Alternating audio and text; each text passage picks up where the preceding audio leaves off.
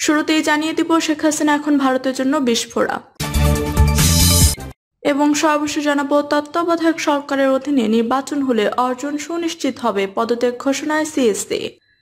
শুনছিলেন সংবাদ শিরোনাম, এবারে বিস্তারিত। শেখ হাসিনা এখন ভারতের জন্য বিস্ফোরা। হাসিনার পতনের পর দেশ ছাড়ার ঠিক দিন 15 আগের কথা।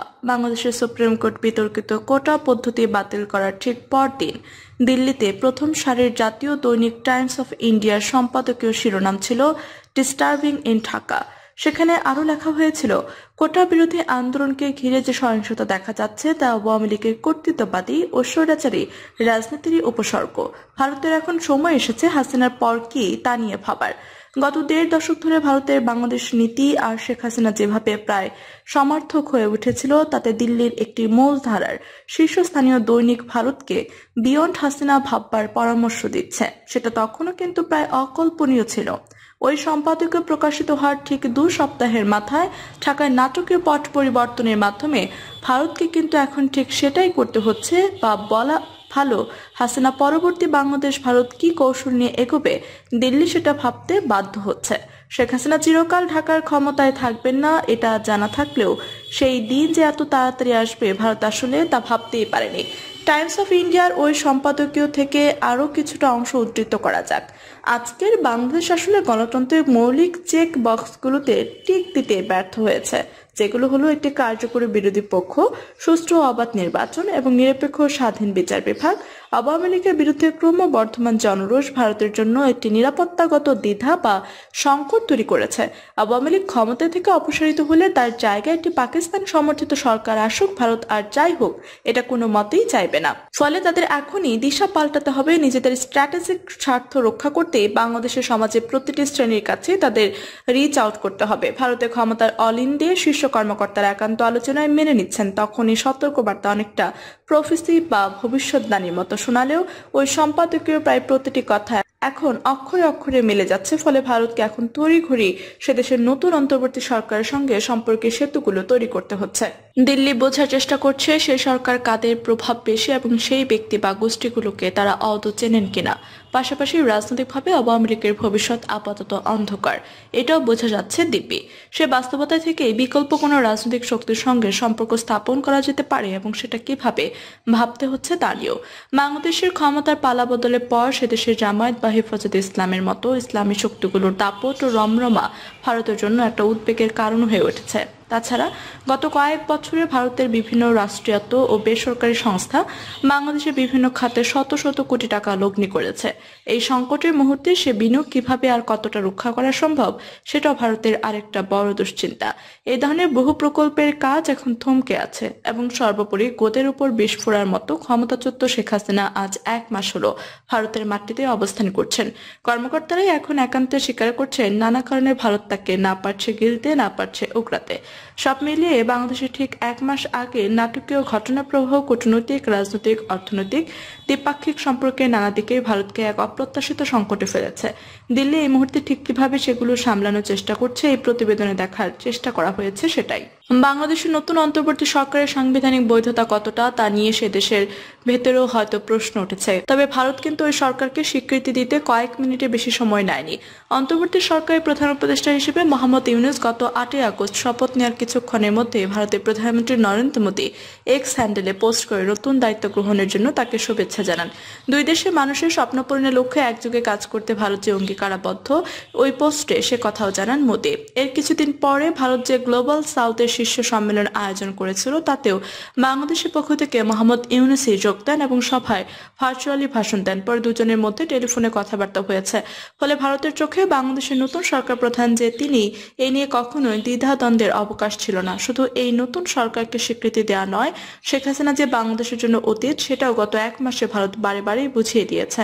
গত 6 আগস্ট পররাষ্ট্রমন্ত্রী এস জয়শঙ্কর পার্লামেন্টে জানান, আপাত দৃষ্টি শেখ হাসিনা প্রধানমন্ত্রী তো ইস্তফা দিয়েই ভারতে এসেছেন। মন্ত্রণালয়ের মুখপাত্র একাধিকবার শেখ হাসিনাকে সাবেক প্রধানমন্ত্রী বলে উল্লেখ করেছেন। সুতরাং ঢাকা থেকে শেখ হাসিনার বিদায় পর্ব যতই বিতর্কিত বা রহস্যে ঘেরা হোক, ভারত কিন্তু সে দেশের নতুন বাস্তবতাকে মেনে নিয়ে নতুন সরকারের সঙ্গে সম্পর্ক করার কাজে হাত দিয়েছে। গত সপ্তাহে দিল্লিতে একটি বই প্রকাশে আনুষ্ঠানিক পররাষ্ট্রমন্ত্রী এস জয়শঙ্কর জানিয়েছেন, ৭১-এ বাংলাদেশের স্বাধীনতার পর থেকে দুই দেশের সম্পর্ক নানা ওঠাপড়ার মধ্য দিয়ে গেছে, কিন্তু ঢাকাতে যখন যে সরকার ক্ষমতায়, দিল্লি তাদের সঙ্গে সম্পর্ক রেখে চলবে, এটাই স্বাভাবিক। সে সঙ্গে তিনি বলেন, আমাদের এটাও মেনে নিতে হবে যে রাজনৈতিক পট পরিবর্তন হবেই এবং এই ধরনের পরিবর্তন কখনো কখনো ডিসরাপিট হবে। সেরকম ক্ষেত্রে আমাদের স্পষ্টতই দেখতে হবে কোথায় আমাদের পারস্পরিক স্বার্থের মিল হচ্ছে। ফলে বাংলাদেশের নতুন সরকারের সঙ্গেও ভারতের স্বার্থ কোথায় কোথায় মিলতে পারে, দিল্লি এখন সেই ক্ষেত্রগুলো চিহ্নিত করার উপরে জোর দিচ্ছে। আর তারও আগে চলছে নতুন সরকারের ভালো করে চেনা জানার পালা। সাউথ ব্লকের একজন শীর্ষ কর্মকর্তা বিবিসিকে বলেছিলেন, আসলে সত্যি কথা বলতে কি, এই নতুন সরকার উপদেষ্টা বা নীতি নির্ধারকদের অনেকেই আমরা ভালো করে চিনি না। কিভাবে তারা সরকারে এলেন, কে তাদের নাম সুপারিশ করলো, সেটাও খুব ভালো জানি না। তিনি বলেন, এমনকি মোহাম্মদ ইউনূসকেও যে পুরোটা জানি বা বুঝি সেটাও দাবি করতে পারি না। কাজে বলতে পারেন, শুরুর এই দিনগুলোতে আমরা তাদের ভালো করে চেনার বা বোঝার উপরেই জোর দিচ্ছি। দিন কয়েক আগে ঢাকার ভারতের হাইকমিশনার প্রণয় কুমার ভার্মা যখন প্রধান উপদেষ্টার সঙ্গে দেখা করতে যান, ভারতের পররাষ্ট্র মন্ত্রণালয় কিন্তু সেই সাক্ষাৎকেও পরিচিতিমূলক বলে বর্ণনা করেছিল। ফলে বোঝা যাচ্ছে গত এক মাস ছিল দুপক্ষের আলাপ পরিচয় পর্ব, যা এখনো বেশ কিছুদিন চলবে ধরেই নেওয়া যায়। গত প্রায় ১.৫ দশক ধরে বাংলাদেশের ভারতের বিরুদ্ধে একটা প্রধান অভিযোগ ছিল, তারা শুধু শাসক দল আওয়ামী লীগের সঙ্গে সম্পর্ক রেখে চলছে এবং আওয়ামী প্রিজম দিয়ে বাংলাদেশের সবকিছুকে দেখার চেষ্টা করছে।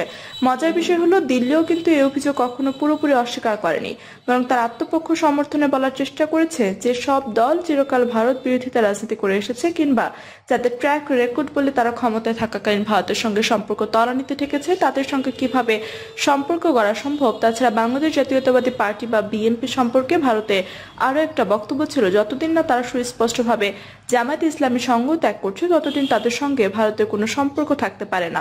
আসলে জামায়াতের রাজনৈতিক বা ধর্মীয় মতাদর্শ ভারতের কাছে এতটাই অস্পৃশ্য যে জামায়াতের কোনো রাজনৈতিক সঙ্গী বা শরিককেও বিশ্বাস করা ভারতের পক্ষে সম্ভব নয়। মোটামুটি এই যুক্তিটাই দিল্লির থিঙ্ক ট্যাঙ্ক সার্কিটে ও একাডেমিয়াতে এতদিন ধরে দেওয়া হতো। তবে ঢাকায় গত এক মাসের ঘটনাক্রম ভারতের জন্য বাংলাদেশে নতুন রাজনৈতিক সমীকরণ গড়ে তোলার পথ প্রশস্ত করেছে বলেও অনেক পর্যবেক্ষকই মনে করছেন। বিশেষ করে বিএনপি ও জামায়াতের মধ্যে যেভাবে সম্প্রতি নানা ইস্যুতে দূরত্ব তৈরি হচ্ছে, সেটাকেও ভারতের নীতি নির্ধারকরা ইতিবাচক লক্ষণ হিসেবে দেখছেন। জামায়াত মুক্ত বিএনপির সঙ্গে ভারতের সম্পর্ক গড়ার কাজ অনেক সহজ হতে পারে বলেও তাদের অভিমত। আরেকটা বিষয় হলো, বিএনপি নেতৃত্বের সঙ্গে সব পর্যায়ে ভারতের সব ধরনের যোগাযোগ এতদিন ধরে সম্পূর্ণ স্তব্ধ ছিল, ঠিক নয় বলে ভারতের অনেক বিশ্লেষকই জানাচ্ছে। সবসময় প্রকাশ্য না হলেও যোগাযোগের কিছু চ্যানেল চালু ছিল বলে তাদের দাবি। সম্ভবত এরকমই একজন হলেন বিএনপি স্থায়ী কমিটির সদস্য জিয়া পরিবারের আস্থাভাজন নেতা সালাউদ্দিন আহমেদ। দীর্ঘ প্রায় ১ দশক ভারতে কাটিয়ে যিনি সত্যই বাংলাদেশে ফিরে গেছেন। শেখ হাসিনার পতনে ২-৪ দিন পরে সালাউদ্দিন আহমেদ বাংলাদেশে ফেরার ঠিক আগে এই প্রতিবেদকের সঙ্গে তার দীর্ঘক্ষণ কথাবার্তা হয়।